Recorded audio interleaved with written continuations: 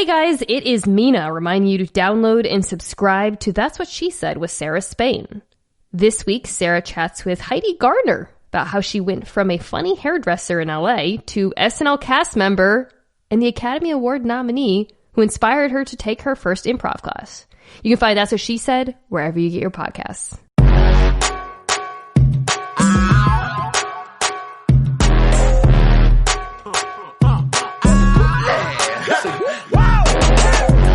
Welcome back to the Mina Kime Show featuring Lenny, the only NFL podcast where one of the hosts truly believes the real mastermind behind the Patriots' success is Bill Belichick's dog, which is a Kikle, Alaskan Kikle. I think I'm getting that. I don't know. I'm not sure about that. I'll Google it later. I'm delighted. Lenny and I are both, frankly, delighted today to be joined by a second-time guest who actually brought Lenny a present last time we taped in person. Unfortunately, we are not taping in person today, but I am still delighted to be joined by Cynthia Frelund, who is an analyst at NFL Network. You've seen her on Game Day Morning. You've heard her stuff. She's everywhere. Cynthia, thank you so much for coming back. Of course. I'm just so sad. No more dog presents because I really, truly enjoy shopping for dogs more than humans. I'm just sad we're not in person, but don't worry. I will make it up to Lenny next time. You got him it was like a stuffed alligator, which he destroyed in, I think, like 2 minutes flat. So perfect. That gives me a benchmark. Next time it needs to be even faster. How are you doing these days before we get started? Oh, whatever. Okay. So we're going to do the AFC East. This is what happens when I don't talk to the person I'm doing the show with before the show. Cynthia knows we're going to cover, so we're doing divisional previews. And last week, of course, we did the NFC South with Warren Sharp. This week we are rocketing over to the AFC, and doing the AFC East, which, in my, I know I keep saying this, but I love doing this exercise because you go depth chart by depth chart. You're looking at the improvements. You're looking at where teams left off last year. And Cynthia, just overarching thought on the AFC East, this might be the widest gap between the quality of defenses versus offenses in the NFL right now. Completely. The biggest, widest gap. And also the one where, what are we going to get from these offenses? I think if anyone claims they know, they're fooling themselves. So I think the defenses are far more known and obviously, and better, but also we don't know what we're going to get from these offenses. No, not at all. It could be pretty ugly in some cases. But there's upside. There is, I think, room for optimism too, and mystery and question marks across the division. Look at me trying to be optimistic when it comes Somebody's got to win the division, Mina. Somebody's got to win it. Somebody's got to win it. I have a theory as to who that will be. We can kind of decide at the end. But yeah, and look, I think I tweeted, I thought I was being quite bold this weekend. I was like, AFC East might have 3 of the top 10 offenses in the NFL, thinking that was like such a spicy take. Then, and I should have checked this before I tweeted it, I went back and looked, and the 3 defenses I had in mind, Buffalo, New York, and New England, they all finished in the top 10 in weighted DVOA last year. So it was not that spicy of a take. And for those who are, look, obviously in many metrics, the fact that they get to play each other's offenses helps, but DVOA doesn't count for opponent as well. And I think regardless of opponent, there's a lot of talent on all 3 of those defenses. And Miami in particular, obviously the secondary, there's some interesting roster building going on there as well. Yeah, look, I think when you look to see, anytime you have multiple quarterbacks that are unknown in any division, you've got 2 third-year guys, and we kind of all agree that by the 3rd year, that's when you figure out who you are, right? Like, that's kind of who you become in the league. And then you've got 2 guys who we really don't know anything about. And then, of course, Ryan Fitzpatrick, who we know a lot about, but we don't know how they're going to use him. So it's just so interesting to see, like, if your quarterback's your pitcher, is the defense going to give them enough run support? So which one is going to get the right sort of help? And that's... Yeah. Because a quarterback's best friend, a quarterback's best friend is a lot of different things, but defense is really probably their best friend. Yeah, and I think these, again, like, certainly I think New England, Buffalo, those teams that are going to be defined by their defenses, right? And you saw that, I think, reflected in how they approach their, not Buffalo necessarily, but in how some of these teams approach their off seasons as well. So I wanted to start with the Jets. It's funny. I feel like every time I talk about the AFC, we always lead with New England, and we're in the middle of this like massive inflection point in this division with Brady gone, obviously. Buffalo, they were the favorites to win. I think I saw in some books now they've got New England, which is really what a stunning tribute to Bill Belichick that he can roll out Jarrett Stidham and still be the favorite. It's amazing. But I want to talk about the Jets, which is a team, and I'm leading with them, Cynthia, because they're a team that you know very well.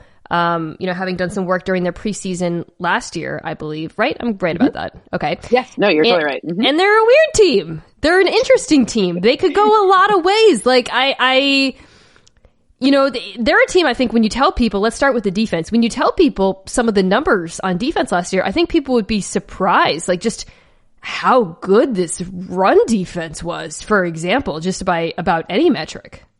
Yeah, look, one of the ways to like eyeball test to just get a good metric for me, like one of the like first entry points I look at is what a defense does on first down, because that really sets up the cadence for the rest of the downs, right? And if you look to see, 4.33 yards allowed per play on first down, that's passing and rushing combined, that's best in the NFL. So their run defense really helped out and really allowed, by the way, the Bills are second, which is hilarious to me. The Patriots are second, the Bills are like 10th, right? So ultimately, when you're looking to see, you're talking about these good defenses, you're right. But their defense allowed them to stay in games that they really had no business being in, especially when Sam Darnold had mono last year and things were, we're on quarterback 17. So, ultimately, like, just like I said, it's just a good proxy for how good the defense is. When I said the thing about the 3 top 10 defense or whatever, someone wrote back to me and said, how can you say that? Like, look at the cornerbacks on this team, cornerbacks rather. And that is a weakness, man. Like, and I think edge rusher is still a big question mark. Huge question. Yeah, but look, those were question marks last year and they still performed really well. It's a Greg Williams defense, so it's weird as hell.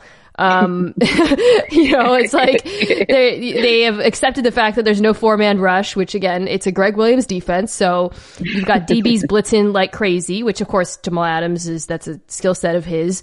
Tons of, disguised coverages. Brian Poole a ton as well. Brian Poole's slot performance. Like really what this goes to show you, this defense, what Greg Williams does do well. He's a wacky dude, but like what he does well is defend the middle of the field. And often first downs and drives are extended. First downs are earned and drives are extended by what goes on in the middle of the field. So being able to have Brian Poole, very good free agent, that he didn't leave the team. They got him for $5 million. Great contract.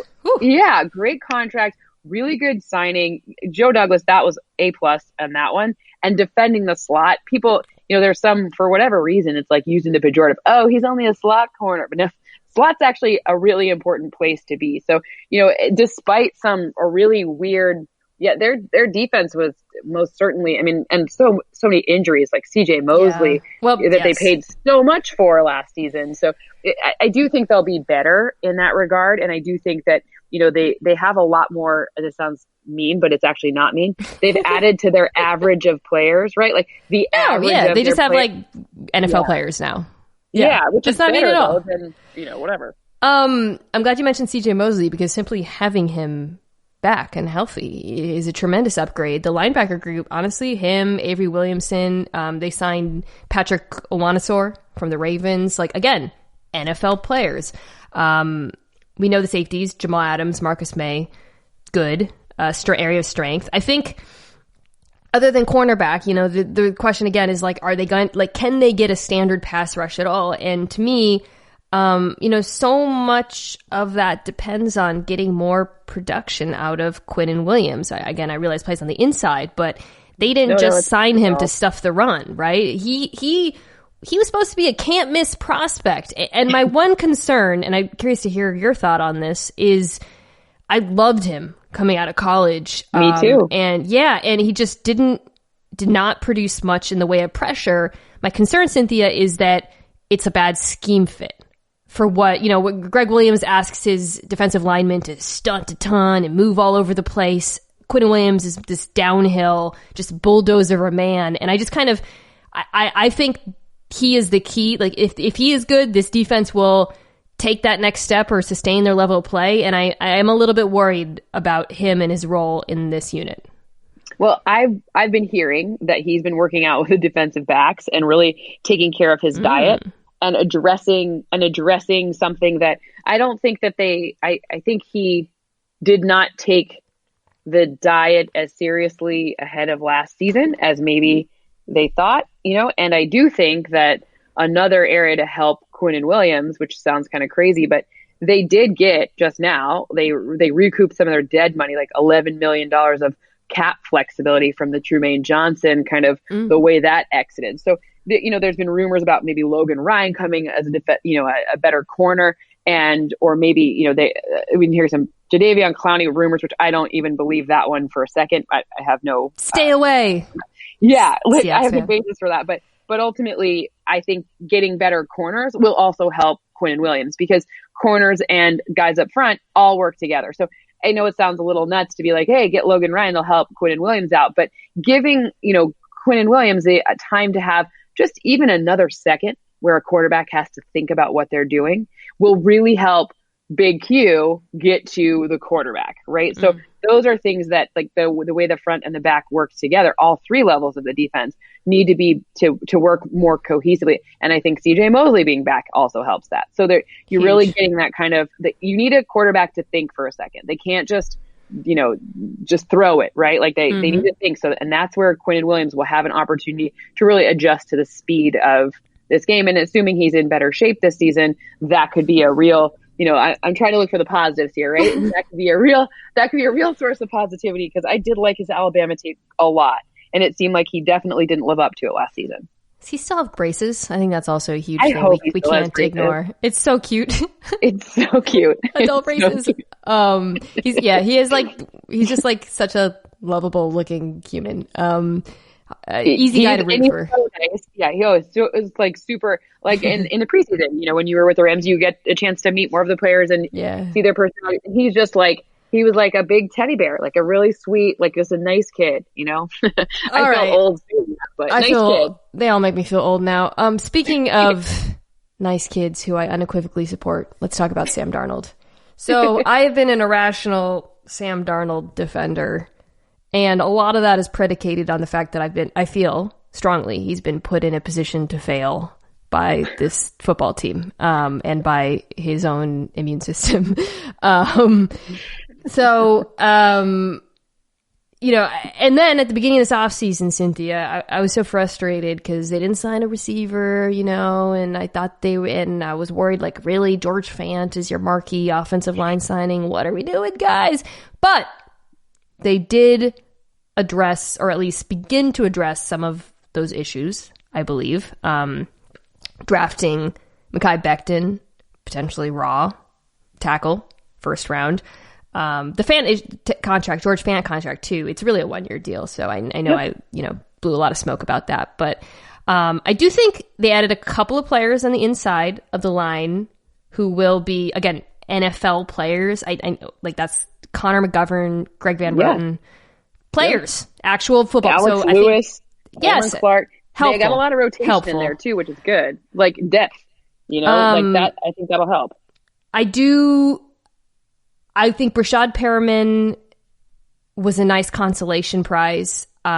He has like flashed intermittently in the NFL, right? After being sort of labeled as like a bust, and then he kind of came back a couple times, and at the end of last year produced. And of course, I loved Denzel Mims. I've raved about him on this podcast, but these are all question marks. Like Denzel Mims, for example, like, who I think is like has some of the most exciting college tape, right? If you like contested catches and you like guys flying through the air like they're, on, those like those jets that you can like fly over the water with, like Kenny Powers. That's what Denzel Mims looks like to me.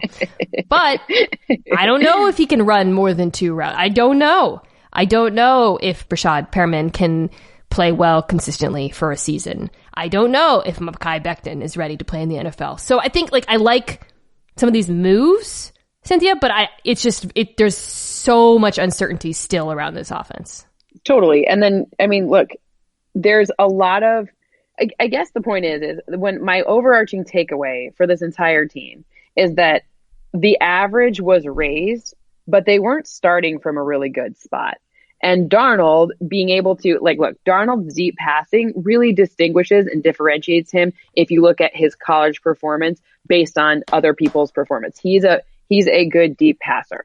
And they took Robbie Anderson away, and they didn't have a lot of deep passes last season because there wasn't enough time, and also Darnold was not playing for most of it. So adding these pieces like Perriman, sure, Denzel Mims has a lot of deep receptions from college, Baylor, like that's, you talk about it flying through the air, but the ability to read a defense, and especially with this offseason, is going to be tricky because if you don't have, like, it's going to be easier for teams who have stud receivers already in place to adapt. So like the Cowboys, I know that's not the division, but the Cowboys, for example, when you got Amari Cooper and Michael Gallup, that sets CeeDee Lamb up for a lot of success because he won't need to read as hard of a defense because the best corners will leave him alone a little bit, at least to begin with. Whereas like right off the bat, like, are you really super intimidated about like Rashad Berriman, Denzel Mims, Jamison Crowder, and like what, Josh Doxson? You know, or like, so to me, it's going to be a harder initial kind of threshold. And so if Denzel Mims doesn't come out looking super strong right from the jump, that's okay. I do think he'll fold into it because I think it's just going to be very hard to read for anyone to read a defense if we don't have as much, actual time for them to, you can only do so much virtually. It's not going to be okay because I drafted him first in Dynasty, and I really need him to produce early on. But from a football standpoint, it is. No, it is. It's such a good point, by the way. Like, every time we talk about these teams, we really need to consider who is helped and hurt by the limited offseason and sort of everything that entails. And undeniably, you're absolutely right. The Jets are a team that are not helped by it, given all of the churn. They do get another player I want to mention who I think is going to fly under the radar is Chris Herndon, tight end, coming back, who had a great connection with Darnold before he got hurt. So I love that. Also, Le'Veon Bell was great last year. I know his numbers don't bear that out, but he was poor guy, man. Like, he was running into a brick wall over and over, and he was super useful as a receiver. Again, maybe that's not reflected in the contract or where you drafted him in fantasy, but he's still a very good football player. Before we wrap on the Jets, I just kind of want to talk about Darnold and get your feeling on him, because the reason I defend him so much, and I think my friend Nate Tice, who I did this quarterback draft with, he jokes that he can't quit him, is because how do I put this? He has this upper echelon, it's echelon, right? I always get that wrong. Sure. Upper echelon of plays. Sure. Echelon. He can make the really, really difficult throws. Yeah. What remains to be seen is if he can consistently make the easy throws, I think. And he's holding on to it way too long. He's doing all the things rookies do when they haven't been put in a good position. Holds on to it too long, right? Panics a little bit. Forces throws he really has no business attempting. And it's weird though, because he's not, when he like his forced throws, his overly, which sometimes lead to picks, they're not insane. It's not like I don't watch him and think that's a quarterback who has trouble reading defenses. I think that's a quarterback who needs to learn how to throw it away and check down more. And I think it's because he has all the tools. He's one of he does not check down very often.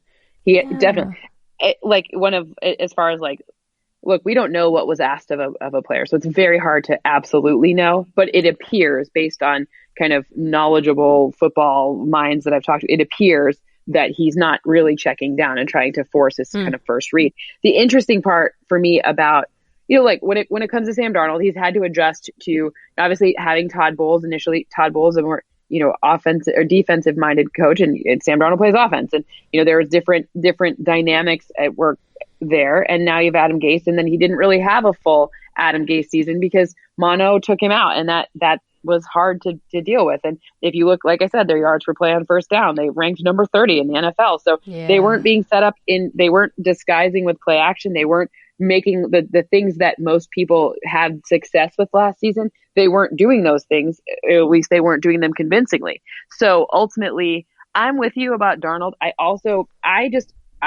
think that with a few more reps, with the right people. For example, getting his Brashad Perriman, Josh Jackson, Denzel Mims reps, right? Like getting all of those in. Jamison Crowder was a big asset to him last season. So let's see what happens with a little bit more time together and a little bit more, I'm with you. I actually think Darnold I think this could be a very, with a little bit of luck, because their schedule is pretty tough, but with a little bit of luck, like I do think that he could really get some key wins under his belt. You saw what happened weeks 9 through 17 last year when he came back, 245.2 passing yards per game. Like that's a nice number.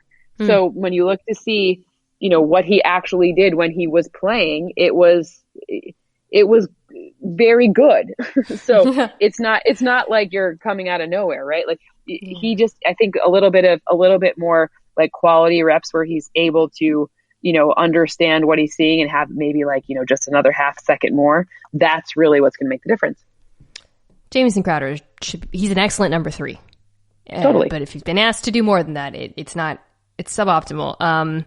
Yeah, I'm with you. They're an interesting team. I really think they could go a lot of ways. I think the holes we discussed in the defense are very real, and I think there's just so much uncertainty in the offense that I think this team could look very different at the end of the season than how they look at the beginning. Totally. Totally agree. An opposite situation. I think a team, again, that we're talking about, okay, who is hurt by this sort of uncertainty in the offseason, who's helped. A team that's helped is the Buffalo Bills. Mm-hmm. So much continuity, okay? They're bringing back their entire offensive line. Obviously, Helpful. Same coach, Sean McDermott. Same offensive coordinator, Brian Dable, who I've praised and will praise here. Same defensive coordinator, Leslie Frazier, who really should be a head coaching candidate again. Totally. Incredible continuity. Pretty much, you talked about Allen and Darnold in concert, obviously the same draft. Could not be more different in terms of like who's being put in a good position. Yeah, I guess Josh Allen's rookie year was sort of dubious. I think you could quibble with that, but I thought last year he was in an excellent position. Dable in particular made some improvements. And this year, Cynthia, I think he has one of the best wide receiver groups in the NFL. You know what? I was just about to say that the thing that people look, they didn't know with free agency because it was right in the beginning of coronavirus, but the teams who got like DeAndre Hopkins and Stephon Diggs in the case of the Bills, they actually, in my opinion, did a much bigger favor for themselves because they secured, in the case of the Bills, they secured a real known entity that has quantifiable value. And sure, you didn't pick in the first round, but you went and got things that were smart later, right? Like AJ Epinesa is a great fit for them. Super athletic. It adds a little bit of youth to the defensive front, isn't going to be asked to save the world, is just going to be asked to understand and participate. And then, going to be asked to increasingly integrate. And by the way, it is a lot easier just historically for a pass rusher to be effective from day one than it is for a wide receiver. Again, reading defenses versus just go get the quarterback, right? Yeah. So ultimately having Diggs, they did give up a lot, but ultimately that was a smart acquisition for them, given all the other pieces that they have, because it is a known quantity and they know how to use him. And look, Josh Allen doesn't check down either. He needs to learn.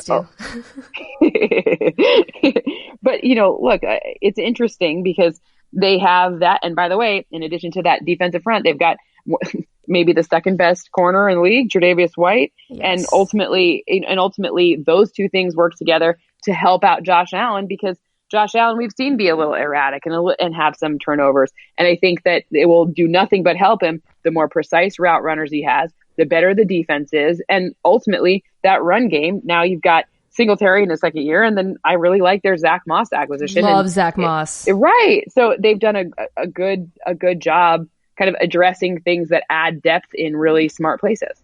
Massive upgrade, by the way. I mean, we love Frank Gore, but going to Zach Moss, I think is an upgrade because it's like, okay, well, he's like younger Frank Gore, basically. He's going to be the thunder to Singletary's lightning, which will probably be annoying for fantasy players, but great for the Bills.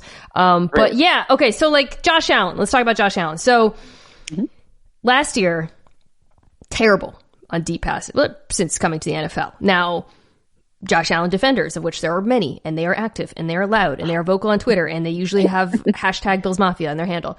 They will say, well, his receivers let him down. And I think there's a little bit of veracity to that. I love John Brown. He's always open, but some drops here and there. And then his first year, I think, definitely some veracity to that.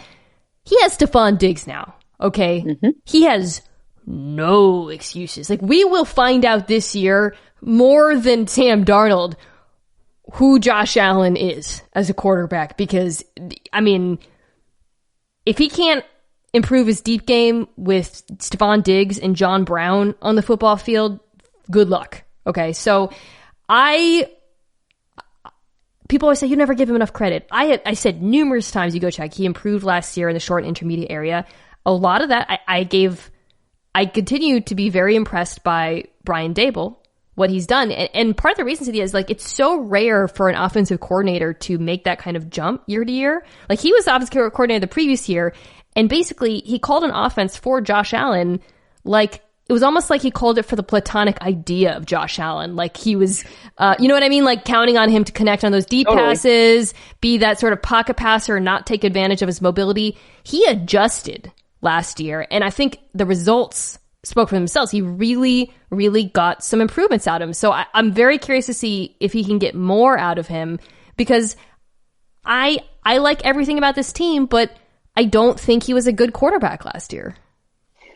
The hard part for me about Josh Allen is because you got to figure out, like, okay, if you were to drop him on a neutral team, what would the result be? Because when you have that good of a defense, then you have a benefit. It's a benefit for sure. So on a neutral team, what would happen? And then you have to remember, okay, well, then they'll build around him to address kind of the areas that are potentially holes. And then, oh, by the way, with someone who is mobile like that, and I know Josh Allen's a big kid, and I would never suggest anyone getting hurt, but you do have, if you're getting tackled more often, it is a fact. It's possible to get hurt. And then, so it's like, what, Matt Barkley behind it? And so these are things where you're like, okay, so value at the quarterback position, when you're looking to see, like, what is the situation, it's just risky. And it seems like an unnecessary risk sometimes when it comes to holding on to the ball too long, or these mistakes that they're addressing them, and they are building around him really smart. Even I thought I called Cole Beasley an overpay. I thought they paid too much for him.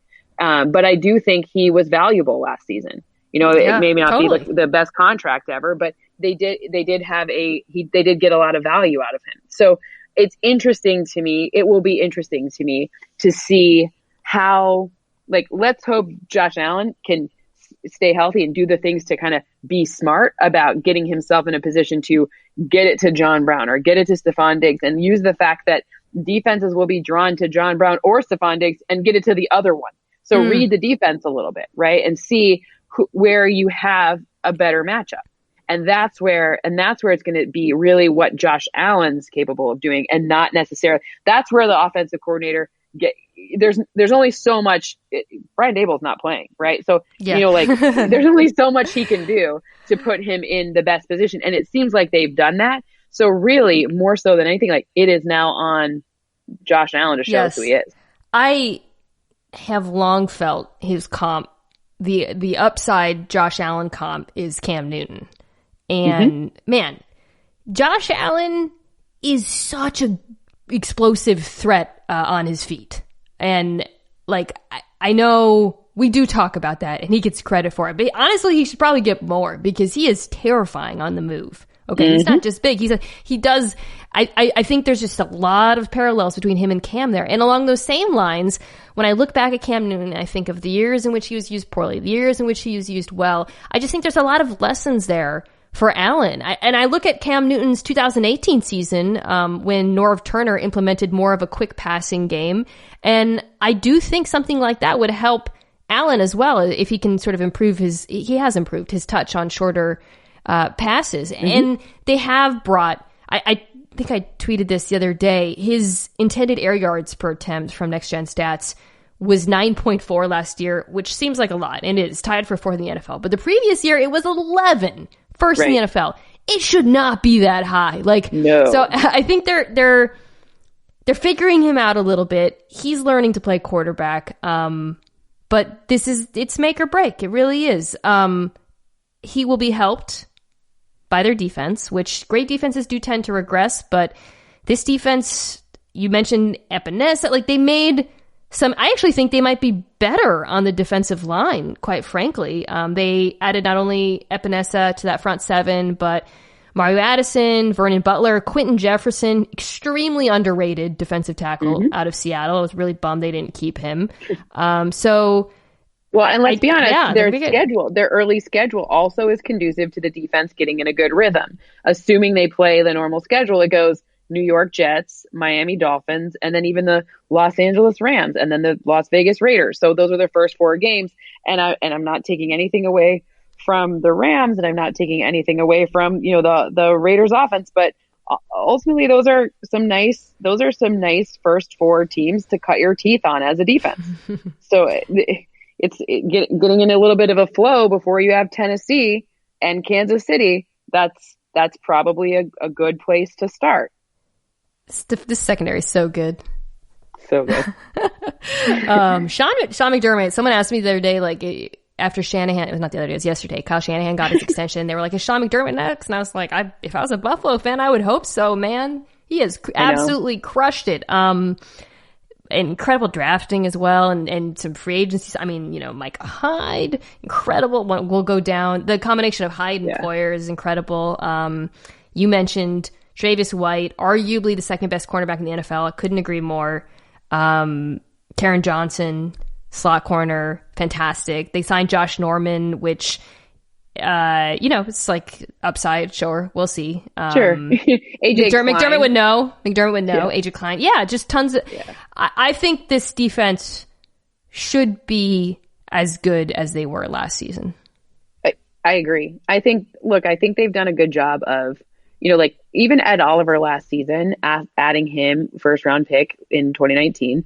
And then they've added slowly some youth to more seasoned players, which tends to be a nice way to do it. Right. Cause if you have to keep adding people, very quickly and you don't have a nice, they're a well-established group of, Jerry Hughes is underrated. I don't think people talk enough about him. Yes. That's such a good point, by the way. Yes. Yeah. So you get to add to a very strong defense that do it nice and slow, where you don't need, the expectations aren't in 1 year that, like I said, folding AJ Epinesa in is kind of the best way to do it. Right? You've got Mario Addison. Okay, you're good. He knows what he's doing. Jerry Hughes. Okay, he knows what he's doing. They have enough people who know what they're doing that you can add these younger players and get more production out of them without the expectations. That's a nice way to do it. Yeah, it just they're a great example when we talk about defenses and how you build them. And really, I think this is also true of New England and Miami. We'll talk about this concept of kind of building defenses a little bit, although they have spent some capital up front, but the strength of the defense being the secondary, and the Bills don't have a stud, big name pass rusher. You mentioned Jerry Hughes. People don't talk about him, but they still rank highly in just about every pass rush metric or perform well enough. And a lot of that has to do with just the skill of the players behind them. Also, I think Leslie Frazier did a terrific job. A combination of him and McDermott, rather, in terms of the sort of pressure they were able to dial up. So it's a great defense, and I'll say it now, it is why I think the Bills will win the division. I'm with you. I think the Bills. To me, it's the Bills to lose. Woo! Obviously that's dependent on everything. So don't yell at me, Bills fans, just because I'm critical of Josh Allen. I just said you're going to win the division. I get yelled at by Bills fans the most. Leave me alone. They're passionate. Leave me alone. I'm telling you, you're going to win the division. I'm being positive. It's like if you don't praise the quarterback, it's like nothing else matters. I just praise literally every other aspect of your team. Okay. Another totally rational, calm, notoriously chill fan base, New England. Man, they do not like people raising questions about Jarrett Stidham, which is insane. What do we even know? Bill Barnwell and I did a podcast on Stidham. You can look it up. I don't remember when exactly it was, but the title is Stidham, I Hardly Know Him. was proud of that one. No, I love it. I love it. Thank you. I listen to that. I love you and Bill. I love it. Thank you. Well, so, went back and watched some of his preseason. And there's always only so much, as you know, that you can kind of take from preseason just because everything's so vanilla. It's so much. I mean, I guess we can kind of go over a little. Let's start with Stidham in the offense a little bit, which is I don't know, man. He looked fine. Not as athletic as I would have hoped. Made a few nice throws primarily off of play action. Playing behind it, he took a lot of sacks, but he was playing behind obviously backups. But then he was playing against backups again preseason. They are committed to him quite clearly at this point, although Cam Newton is still out there. Man, if they sign Cam Newton, let's start here. If they sign Cam Newton, would you still pick Buffalo to win the division? It would be a little harder because first of all, I would then know Cam Newton's healthy because I don't think that Bill Belichick's, which would be great. And so a healthy Cam Newton is a total game changer. So that might sway me. But if it were another team that signed him, I don't even know because I don't even know if it'd be like 100%. But I would trust that the output you get from Cam was more like 2015 and less like, He's so spicy. What a spicy signing. I would just love it. I would love it too. I actually thought, I didn't know, without looking at, I didn't know what Cam Newton was asking for in the marketplace. I still don't know. I haven't heard anything that I believe. Yeah, nothing's out there. Right. Yeah. So I haven't heard anything that I believe. And I actually was with you. I thought that Cam would be a nice fit in Buffalo, again, assuming he was healthy. So that I was hoping for that because I thought that could be a really nice, interesting fit. But with Cam Newton, and if he were healthy, anywhere would be really interesting, obviously. But yes. Cam as a Pat. I love it. I love everything about it. Buffalo they'd never let him challenge Allen like that. That's the thing, right? All these teams with younger quarterbacks, they don't want him challenging the young guys. But I would have thought New England would have wanted some competition for Stidham.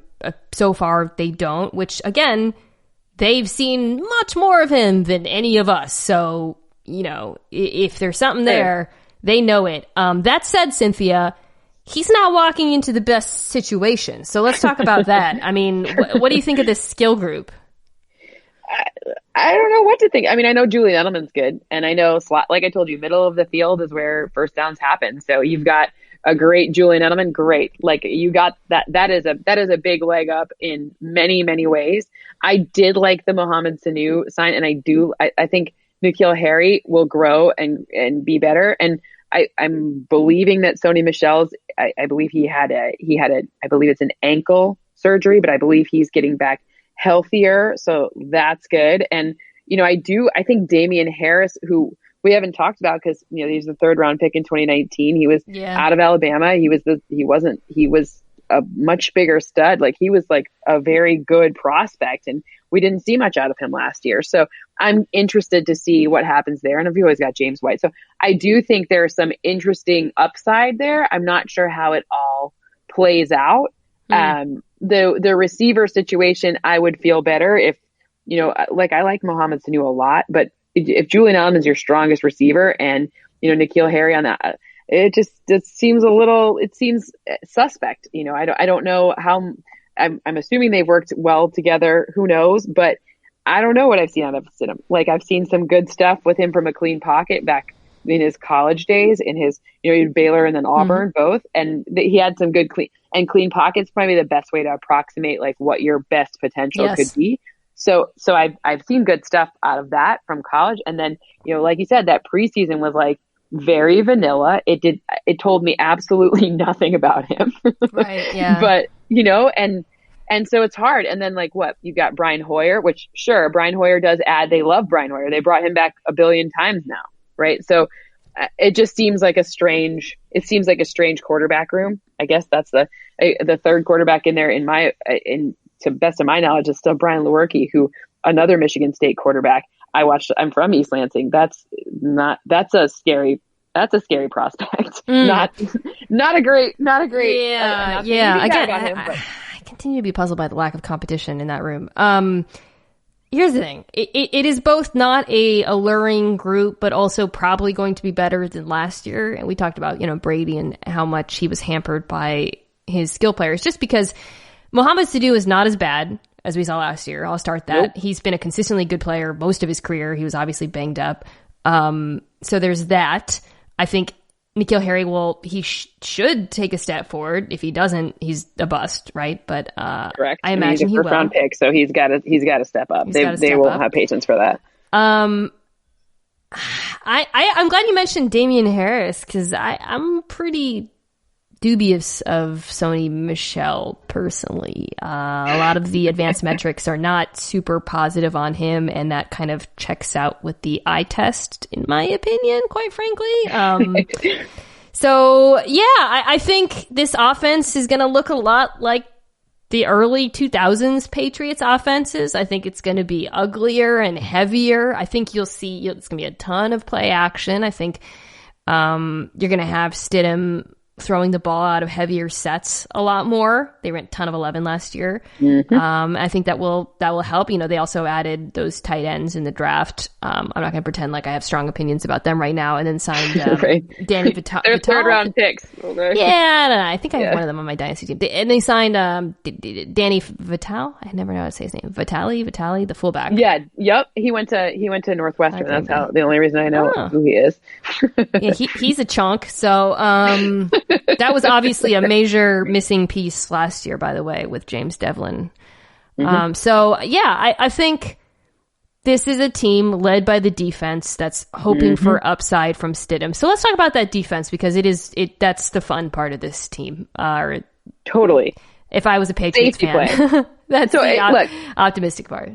So if I'm a Patriots fan, obviously, all right, you already know that Stephon Gilmore is the best corner in the league. I mean, it's very hard to say someone's better than him. I can't find a metric that really supports anything else. But the interesting part about what I like about their defense and what I like tracking about their defense is how often they use 3 safety defensive sets. And I told you the middle of that field is really the place where first downs and touchdowns are earned. And the reason why the Pats have the second lowest yards per play attempted on their defense, second best, right? Second only to the Jets. But theirs is more balanced. It's second play, and it's low against the pass and it's low against the run. They don't have an imbalance where it's one versus the other. Is because they are not allowing opposing quarterbacks to read them, right? They're using those 3 safeties. They're showing false leverages, just so meaning the wide receivers don't know if it's inside or outside. They don't know which leverage to choose. So they're tricking people. And that was an interesting part, because then you see a guy like I told you, folding in young guys with some of the new guys. Like you saw Chase Winovich last year have a really nice first year and is a 3rd-round pick because he was able to benefit from the extra time that the safeties and corners give him in order to rush the passer. So, it's an interesting blend. And obviously, if it's Bill Belichick, that defense is going to be where they shine. So it's not surprising. But it's those 3 safety sets that really intrigue me. I mean, the depth in the secondary is obviously the strength of this team. And, they retained it. Obviously, lost Steron Harmon. But for the most part, they should be as good as they were last year. It would be hard. Again, it's hard to be as good as they were last year on pass defense, so they'll probably be a little bit worse. But just from a talent perspective, they have the personnel. And, then they have players like J.C. Jackson who could step up and even take a bigger role. And as you mentioned correctly, it really allows Bill Belichick to do Bill Belichick things up front, quite frankly, where they did lose a ton of players. And maybe I have too much faith in him, but, they lost Van Noy to Miami, we'll talk about, Jamie Collins. It's always these guys who left or who whatever. That's different cases. Danny Shelton, with the Lions, Collins with Lions too. But Lord, I don't care. I don't know if that's crazy. It's Bill Belichick. He'll be fine. They drafted Josh Uche and Anthony Jennings, and I think that'll help a lot up front. But I don't know. Duggar was a good add too, right? I know he's a safety, and I talk about that safety depth. They brought over Adrian Phillips from the Chargers. They added some really key pieces that I think look, I if there's one area that like you can't question Bill Belichick in, it's like defense. Like you just have to give it. Like it's like, all right, no one has a better proven track record of that than this. So I mean, like I'm not worried either. Duggard is, I think there was a few stories in New England written after the after the draft and after they drafted him. He's one of those like 10 children people, right? Like, oh yeah, Duggard, the Jace, yeah. God, what's called Lenoir Rhymes? I had not heard of that before. Being told to watch Kyle Duggar before the draft. I was Lenoir Rhymes, I think. Yeah. So, and they also signed Adrian Phillips. He's a hybrid guy, and I think people pointed out there was sort of a concerted strategy to add speed and some of these sort of more tweener-ish players, Josh Uche being another example, as a way of combating RPOs, which is something they struggled a bit with last year. And I wouldn't be surprised if that's true, but I think Bill Belichick just likes having chess pieces that he can put on his board and move them around. So I don't know. I'm not concerned about it. I think I'm not too concerned about the losses either. I think it'll be fine, but I do think they're going to have to carry that offense, which brings us absolutely to our final team, Cynthia, the Miami Dolphins. I have all their stats from last year. I have all their stats from last year, but I'm not sure any of them are relevant. Let's start on defense because this is New England South. Yep. I went to college with Brian Flores, one of my college friends. Yeah. He was a little older than me, but we were at BC together, and he is one of, if not the like absolute, as far as humans go, like if I could cheer for just humans, I would 1,000,000% it's Brian Flores is one of the best humans I've ever met. Really great human. I think, look, his players clearly love him. He's clearly has such success there, implementing culture. And I like the way this defense is built. Again, they're a back to front team like New England. The strength of this team is obviously the cornerbacks. They went out and signed Byron Jones, who I think he's the highest paid cornerback. It was after the Slay signing, so he gets the title. Yeah, I think you're right. I think he was just freaking solid, man. Like, yeah, he doesn't have the picks or whatever, but he's like a solid A- player. He's just gonna give you he's a leader. He'll be a leader on that defense, but like just year to year, from a coverage standpoint, he is utterly reliable. Now, you've got Xavier Howard, and then their safeties are all former corners, right? And Eric Rowe and Bobby McCain. So that's kind of an interesting strategy. But so you did that, and then they went out, they added Van Noy, another Alanda Roberts, also from New England. As you start moving towards the front, like when I look at this defensive front, it looks pretty average to me. It's very Clemson-y now because they had drafted Christian Wilkins last year. I think their defensive line coach is a former Clemson guy. And then signed Shaq Lawson coming off of a career season after a fairly disappointing year in Buffalo. So to your eye, like what do you think is the upside for this defense? And like how good do you think they can be? So they've taken some swings in drafting that make their good, free agent acquisitions less certain. I guess I'll put it that way. Interesting. For example, Christian Wilkins, I didn't see a lot from him last season that would suggest living up to that first round pick. I do think Shaq Lawson adds some, they lost Cam Wake. Like they had some holes, and a veteran coming off. Sure, you can't expect him to have the same season that he had last season in Buffalo. Sure, but you can expect him to be very good, right? So that one, and I don't know what they paid for him, but adding Shaq and adding Byron Jones was like you said, solid A-. You have some good solid foundational pieces, but then you add like Christian Wilkins. I think that's a weird draft. That wasn't their best kind of draft moment. And then the nickelback that they took in the first round, Noah, and I'm not going to pretend to pronounce Igbenogany. I practiced it. I know. I practiced it. And I can't believe I didn't mention him when I was talking about secondary. Yeah, I think it's Igbenogany, but whatever. Like, no, that's right. I feel bad that I don't know yet. No, I think you got it. I think you got it. Perfect. But that's a weird first round pick. Like in terms of what was available, I think they did a good job. Obviously, they got their quarterback that they wanted, and obviously they got a left tackle that they wanted. But I feel like their good free agent stuff was kind of marred by taking some swings with not Tua. If you want Tua, you build around Tua. I'm all about that. I am all about that life. But like, you have some weird picks. Like, I didn't like Eric Flowers. I thought he had some horrible film. And then Austin Jackson was, to me, a bit more developmental than some of the other linemen. And I've spent a lot of my career studying big men's butts, and he's more developmental. I like him, but he has a lot of upside, but he also has a lot of question marks. So I get a little, I was a little confused by their overall strategy, despite the fact that I thought they were doing really well in free agency, and then they started drafting. I'm like, what are you doing? Yeah, that's kind of how it went. No, a lot of swings. They're like a team where a lot of the draft picks were, I don't want to say developmental is not the wrong word, but kind of question marks, I think. So the defense is under Josh Boyer, who spent like a decade or so in New England, maybe more.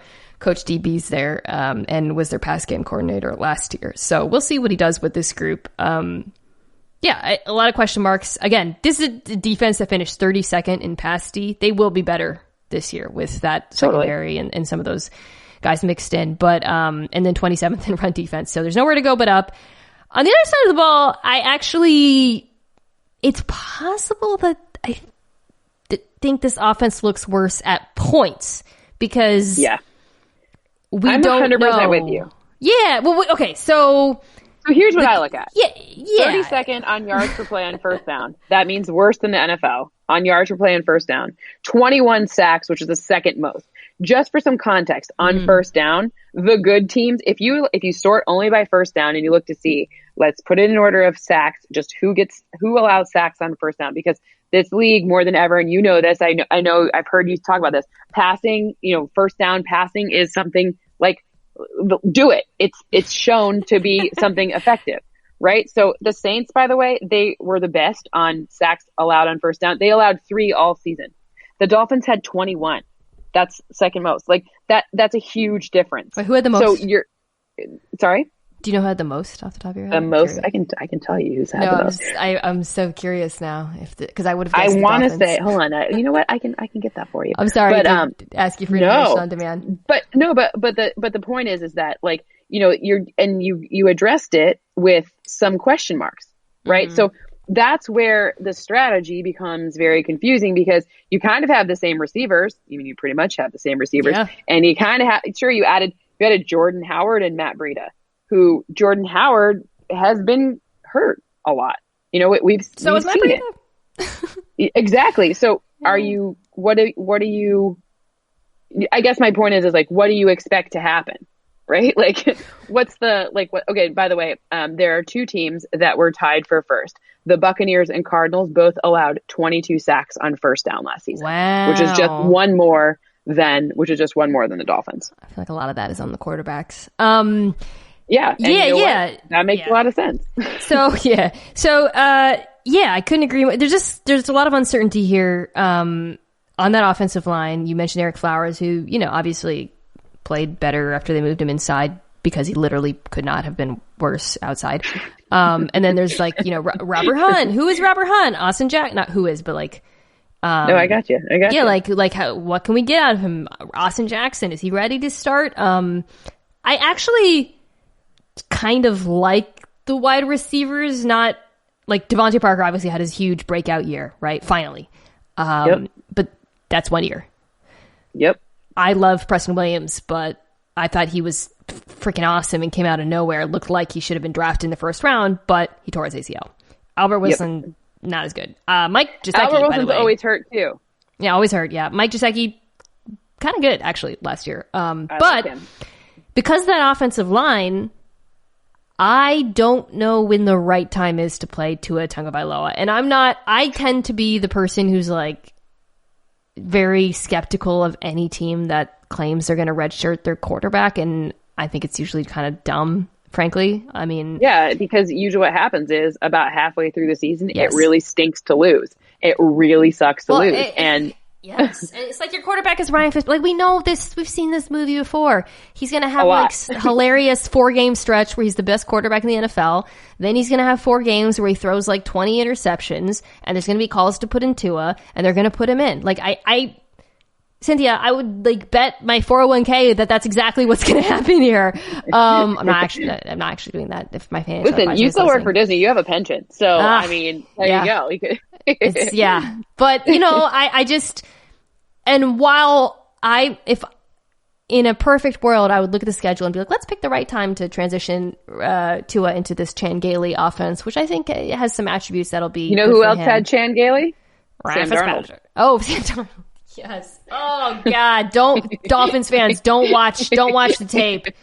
But don't do it. Do not watch that tape. But the offensive line makes me really nervous about playing him. Yes, that's exactly, and that's what I'm saying with you. When you have Austin Jackson, and I didn't have a first round rating on him, and I had like 5 guys going in the first round. He was he was one that had a lot of question marks based on the type of offense that he played in, and the Pac-12, and what he's faced, and does he understand? Like, I mean, it's kind of the same thing for Mekhi Becton. Speaking of Sam Darnold, like Mekhi Becton, he didn't have like true. There's a lot of play action, and which could be good, but also who knows if he's good against the pass? Like I don't know, or when they're passing. So it's an interesting problem, and I see not a lot of things that inspire a lot of trust, especially considering Tua's injury. And I understand he's healthy. I'm sure he's fine, but he still had that injury, or those injuries, plural. So it seems very scary. Yeah. Risky. Okay. So do we think there's a chance they finish with a winning record? No. Woo! Cynthia! What the heat? Of course there's a chance. Yeah, there's always a chance. Yes. I don't think it's a very realistic chance. I think it's far more realistic that 6 or 7 is the ceiling.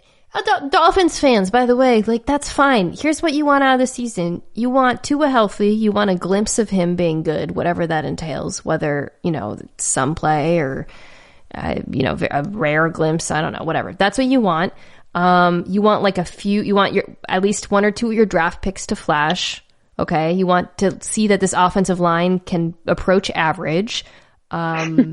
You want the secondary to look as good as you hope it can. Like if all of those things happen, then that's a win for you this season, right? Like you just want to you want to keep moving in the right direction. That's all. Yeah. And look, it stinks to have to think about like punting on a season, right? But if there were a season to like just get a little bit of more footing, I still think next season the AFC East will be wide open. It depends on how the Bills do, obviously, but the dominance that the Patriots had in that division for so long is at least in question. So I don't think that the Dolphins like it'll be a couple of years, sure, but I think that if Tua turns out to be who they anticipate him being, then they can easily. I mean, it's just it baffles me in this wide receiver class that they didn't go out and really get anyone.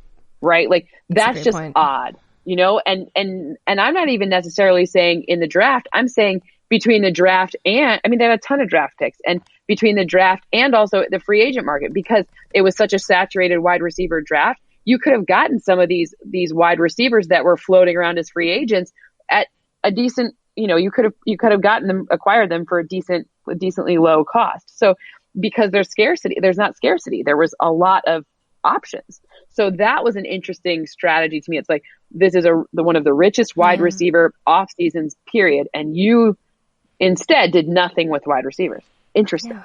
Where'd the money go? I always, whenever I get to like this summer, I'm like, where did we spend your money on? And we know Byron Jones, I guess Byron Jones and Shaq Lawson. I don't know. Like Kyle Van Noy. Like, I don't know. Like it's an interesting, I don't know. It's just an odd decision because you didn't need to. It does. It does add up.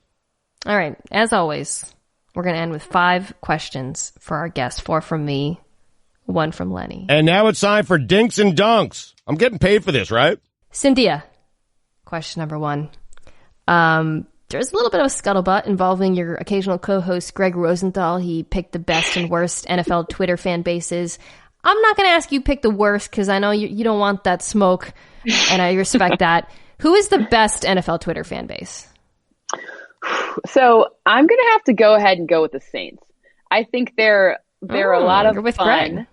Greg. They're interesting. Like, they get a little mad if you don't pick them, but they kind of understand because they know they're good still. So it's also a function of the fact that they've been good for a while. They know they've got a really good team, so they can kind of handle it. But if you go on a limb, I remember last season I had to do a lone wolf, and they make me on game day morning, they make you put on a wolf hat, which is gross, and then you have to howl. And they were so happy when I was the only one on the set to pick them, and they couldn't have been nicer. And that carried me through the rest of the season, even though I didn't pick them every time. So they're a lot of fun, and I think they do a really good job of, like, sometimes they're poignant, sometimes they're funny, sometimes they do a really good job. They do. I'm going to go with the Saints. I'm down with whatever fan base agrees with me. Is usually the best fan base. Totally. I love the Falcons. I love Falcons Twitter generally. I think they're great because they're kind of miserable in a delightful way. Like, I just really respect that, and that they're still here. I just love that. Yeah, no, they're great too, for sure. Yeah, for sure. I mean, I'd like to say the Lions, but because I'm, a Lions fan, but like we're all just defeated. Oh, okay. Well, that actually is a great transition to my second question, because I know you are a Lions fan and you're from Michigan. Is there any chance Matt Stafford is an MVP candidate? Nope. Not because of him, because I think he's really good. I think he's super underrated, but that's a bad team. Like, really? You're not high on your squad? Because they're being talked about, and I haven't done the NFC North yet, but they're like a sneaky hipster, this team could be a lot better this year pick. Okay. Good for them. Like, look at you. I love it. I love the jaded fans are the best kind of fans. I love it. I love listen, they've got some of the best colors in the league, and and Ford Field has gyros, which is like really good food. I'm calling it like I see it. The team not so good, the food awesome. We're fat in Detroit. That's just how it works. Since this is your area of expertise, what's the number one thing like holding them back in your mind? The fact that they can't figure out that Matthew Stafford is, you got to give him some run support. Yes, I understand they now have presumably 2 running backs. They drafted a guy in the second round who's great. But look, they've got to figure out how to optimize for Matthew Stafford while he's one of the toughest, most resilient quarterbacks. And for whatever reason, they cannot keep him upright. The O-line always lets him down. I don't know what it is, because they're drafting guys who are, pretty good usually. And they've got decent receivers. They've got decent tight ends. They've got decent, hopefully the running backs will help a little bit, but they cannot figure that offense out to save their life. And they keep acquiring Patriots like defects for the defense, and it hasn't panned out. Or they pick guys who are super injured and it hasn't panned out. God. So take some average people, put them in there and make it better. Collins and Shelton, right? This year that we mentioned. Yeah. It is really let's remarkable. keep doing that. I've seen this game before. Trey Flowers played like 7 snaps last season. Okay, that's a little hyperbole, but still. They are like, their relationship to the Patriots is like the person who, instead of working out, wears like a t-shirt with painted on abs. I feel like that's their, that's me. Okay. I ask every guest this. Third question. What's a quarantine content recommendation? Something you've enjoyed?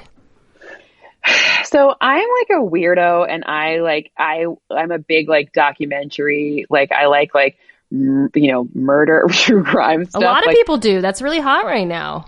I know. And then like, this one's really weird, and I'm almost embarrassed to say it, but I just recently, I can't stop thinking about the Jeffrey Epstein documentary that I just watched, because it was so messed up. Oh. You watched it? I have not watched it. No, Netflix is always like, this is the number one thing in America, and I get nervous. You watch it and you're just like, ugh, like, it is appalling, but is it riveting? Riveting. And you're like, how? I have so many questions. I want to know where he got his money.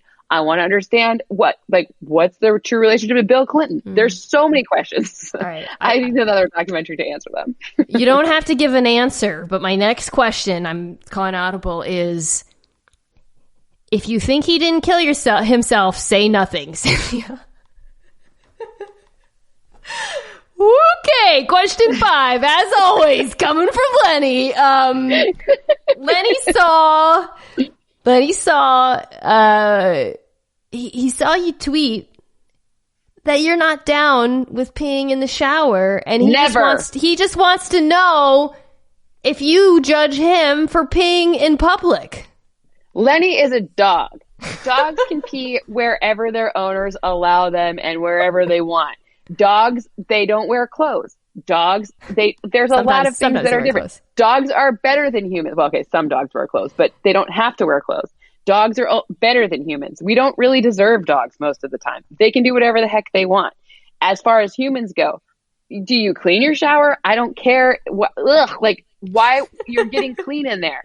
Like, just go to the bathroom before you get into the shower, and then you can get optimally clean. I don't understand why people need to pee in the shower. I've never understood this. For years, ask Mike Golick Jr. We've had this discussion. I think it's disgusting. I don't want, I can't even believe people. I was baffled that so many people did it. I thought it was just kind of boys being gross, but nope, girls pee in the shower too. And I think all of them are disgusting for it. And that is the final word.